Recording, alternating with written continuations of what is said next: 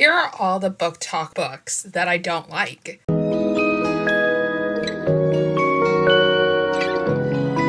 Hi guys, welcome back to the channel. Now for today's video, I'll be talking about all the popular trending Booktok books that I actually don't like. I have a difference in opinion with Booktok. I see these books trending on Barnes & Noble's website, even though I don't shop on there. I see it trending on Indigo websites, and I see it just being talked about a lot on Booktok. There are always going to be a lot of people who like books, and then on the flip side of that coin, there's going to be a lot of people who hated the book that you love the most. Unfortunately for me, I'll be talking about all the books that are popular right now on Booktok, but I just have a difference of opinion on. Obviously, I'm not here to just drag your favorite books just for the fun of it. It's my own personal opinion. I have my own reasons as to why I don't like these books, and I thought that this video would be interesting for those who are not on Booktok and who want to have the inside scoop of what the books are being talked about nowadays. So let's get started. Okay, so the first book that I want to talk about is this one that has been really popular back in the day when it has been released. It was popular probably on BookTube before I even joined BookTube, but it's Punk 57 by Penelope Douglas. And if you guys don't know or unfamiliar with what the current trends are on Booktok, it's that a lot of books that were published many years ago, that were popular many years ago in terms of on the BookTube community, as well as the book community, as well as Goodreads, they are now trending and making their way onto Booktok. And a lot of younger readers are now picking up older books, which is totally fine. I totally am okay with it because I justify it as the same way as me reading old vintage historical romances that now people that are my mom's age are reading, and I don't see them criticizing the young people rereading older novels, so I'm not going to do the same about this generation. So let's go back to Punk 57. Punk 57 is essentially a high school romance. It's kind of like new adult, but it's mostly set in high school, where our two characters are opposite sides of the coin. They are enemies to lovers. They come from two different tracks. What's really connecting these two characters together is the fact that they don't know that they used to be pen pals. They have been pen pals ever since I think like maybe the 5th grade. They've been writing letters to each other long after the assignment, and they spill their deepest and darkest secrets, and they slowly but surely fall in love. However, lots of things happen that separate these two characters that have caused these two characters to fall apart and to no longer write letters to each other. But our hero quickly realizes who the person is behind the letters, and lo and behold, he despises her in school. So this kind of starts a enemies to lovers, not really like a bullying romance, but is kind of difficult to stomach sometimes when he is treating her a little bit poorly.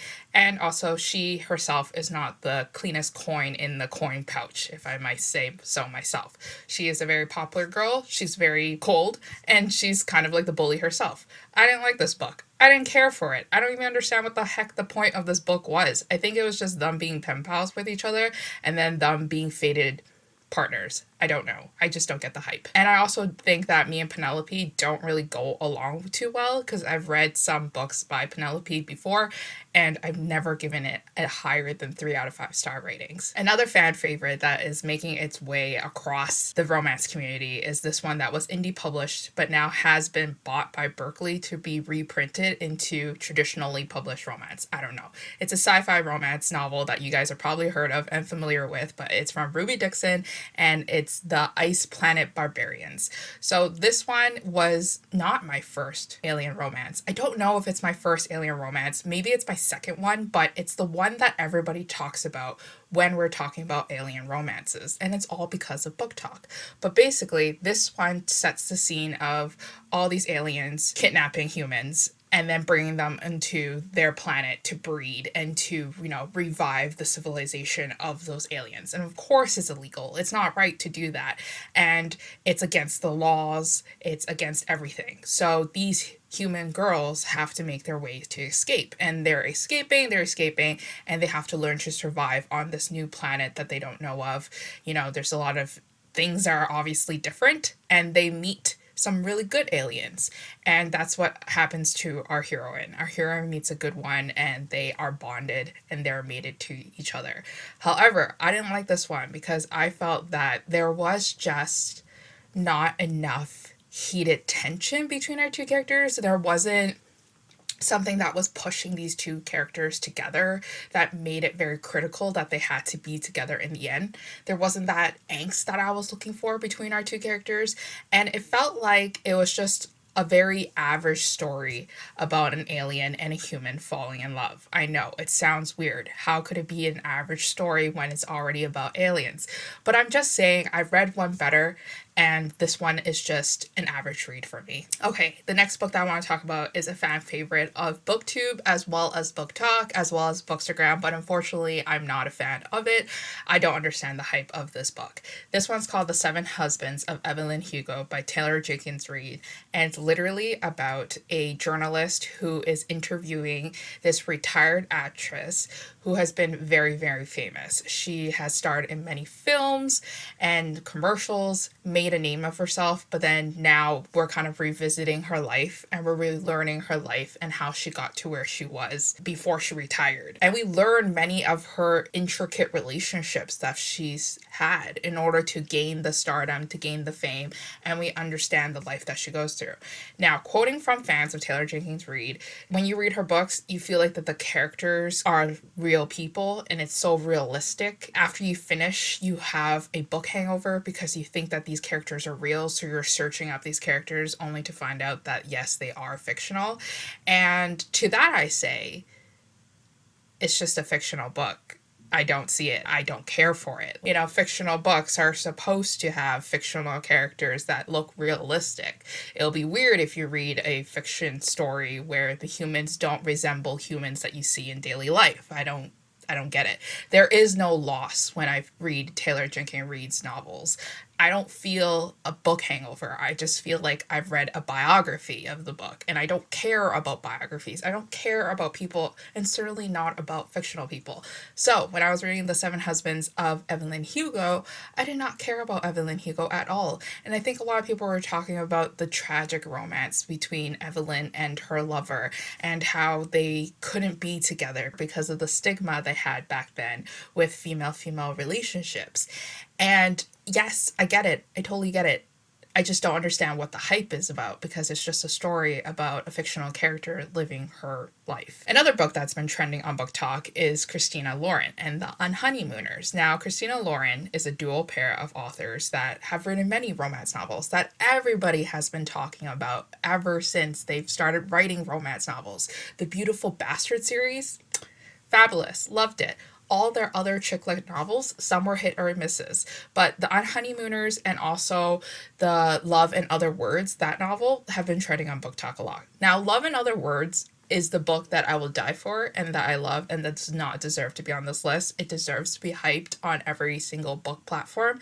But the Unhoneymooners, on the other hand, is kind of a story where I just don't get it. It's one of the ones that didn't work out too well for me, but it was better than Josh and Hazel's Guide to Dating. Definitely. I did not like that one. The Honeymooners follows two enemies. They are enemies to lovers. They are from this two different sides of the family. Her sister marries, I think, his older brother or something like that, and then they both have food poisoning, so they can't go on this honeymoon. But the older sister really wants them to use this honeymoon trip because they won it in a contest, and it's just so wasteful to not go on this honeymoon trip. So they force these two people that hate each other to pretend to be a couple to go on this honeymoon trip. And what do we know? They fall in love. Now, this one, it's not like I hated it. It's just that it was average read. Like, it wasn't something too hyped about. Like, I didn't think that our characters were mature at all because of the way that they handled certain situations, of their banter, and the reason why they hate each other. I also thought that this book was a little bit strange too as well, because there was fade to black scenes when really Christina Lauren has been known to write the hottest scenes that we've ever read before in romance. Okay, so the book that kind of kicked off me starting this video in the first place is Sarah J. Maas. It's always Sarah J. Maas, but I've been influenced by Booktok to read Sarah J. Maas. I've seen so many edits, I've seen so many photos, I've seen so many drawings and fan arts that have made me feel an extreme amount of FOMO, the fear of missing out. And I really wanted to read A Court of Thorns and Roses because so many people have read this book. So many people love this Beauty and the Beast retelling that I had to read it, that I had to buy the whole entire series and not read it for like years and years until finally Booktok finally pushed me into reading it. But A Court of Thorns and Roses, it's essentially a Beauty and the Beast retelling, like I said. Our heroine is very poor. She ends up killing an animal, gets into a lot of trouble, gets taken by a fae, and now has to live with the fae for the rest of her life. She's very reluctant about it because she has a family to take care of. This is a very typical YA fantasy romance coming into play. I would say that this book is actually a mixture of Harry Potter and the Hunger Games. Harry Potter for like the magical elements and the creatures that we're seeing in the books, and then Hunger Games as in our female heroine is destitute. She is going to die if she doesn't listen to the higher up people and if she doesn't follow the rules, and it's all because of these magical creatures that are pushing her into poverty. So it's the clash of all the early 2000s and mid 2000s YA storylines all put together. So it comes off a little bit cliche in my opinion. I also just didn't understand the point of our main love interest in this first novel.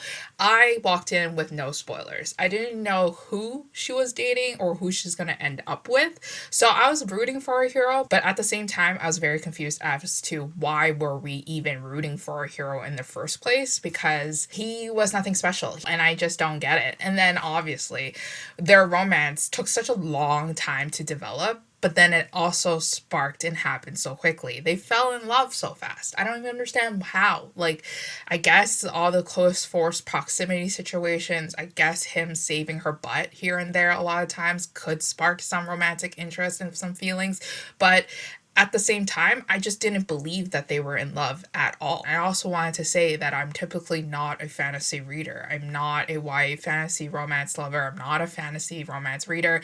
So all this magical realism, all this magic world building, all these creatures, I could not care for. But what I was really looking for was the romance, because that's what I specialize in. And I just didn't feel that romance. So then I read the second book, A Court of Mist and Fury. And this was the one that lots of people have told me that this is their favorite. This is the reason why they continued with this series. It's because we have our heroine fall in love with the bad guy, and we love the bad guy trope. We love that trope where the good girl turns the bad guy into a good guy. Come on, like that's our catnip. But the problem with this book is that this one focused a lot on adventure. It was literally a Rocky montage in the beginning of the book where our fae human being person had to train to be a real proper fighter because there is this ongoing war that was going to happen, and if she does not pick up the slack in her training, she's going to get herself killed. She's going to be the first player gone